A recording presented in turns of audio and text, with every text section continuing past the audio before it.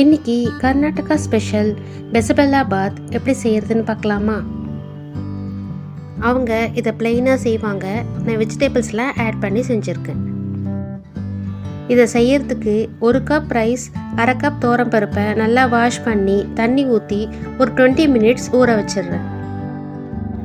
ஊறின அரிசி பருப்பை அப்படியே ஒரு குக்கரில் ஆட் பண்ணி 1/2 கப்புக்கு 3/2 கப் தண்ணி ஆட் பண்ணி தேவையான அளவு உப்பு சேர்த்து 4 விசில் வச்சு எடுத்துக்கலாம்.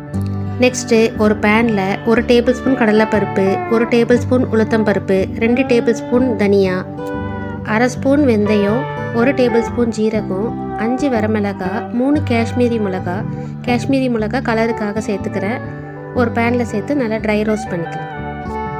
இதோட கொஞ்சமாக கசகசா, 1 பிரிஞ்சி இலை, 1 துண்டு பட்டை, 3 கிராம்பையும் சேர்த்து ரோஸ்ட் பண்ணிக்கலாம். 3 ஸ்பூன் தேங்காவையும் சேர்த்து நல்லா ரோஸ்ட் பண்ணி இதுமாரி பவுடராக அரைச்சி எடுத்துக்கலாம். அதே பேனில் 2 டேபிள் ஸ்பூன் ஆயில் சேர்த்து கடுகு போட்டு பொரிஞ்சதும் கருவேப்பிலை, 1 பெரிய வெங்காயம் சேர்த்து நல்லா வதக்குங்க. உங்கள்கிட்ட சின்ன வெங்காயம் இருந்ததுன்னா ஒரு 10 சின்ன வெங்காயம் சேர்த்துக்கோங்க. வெங்காயம் வதங்கின உடனே தக்காளியும் ஆட் பண்ணி நல்லா வதக்கிக்கோங்க. தக்காளியும் வதங்கின உடனே கட் பண்ண கேரட், பீன்ஸு சேர்த்து நல்லா வதக்கி தண்ணி ஊற்றி மூடி போட்டு வேக வச்சுருங்க. இப்போது காய் நல்லா வெந்துருச்சு.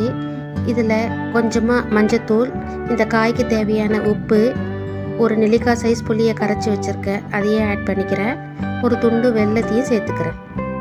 நம்ம அரைச்சி வச்சிருந்த மசாலா பொடியையும் இதில் ஆட் பண்ணிக்கலாம். புளி தண்ணியோட பச்சை வாசனை போகிற வரைக்கும் இது கொதிக்கட்டும். இப்போது அரிசி பருப்பு நல்லா வெந்துருச்சு. இதை அப்படியே ஒரு கரண்டி வச்சு நல்லா மசிச்சு விட்டு இதில் அப்படியே ஆட் பண்ணிவிடுங்க. இதை நல்லா அப்படியே மிக்ஸ் பண்ணி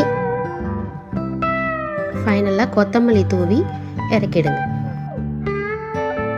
கொஞ்சமாக முந்திரி பருப்பை நெய்யில் வறுத்து வச்சுருக்கேன், அதையும் இதில் சேர்த்துக்கிறேன்.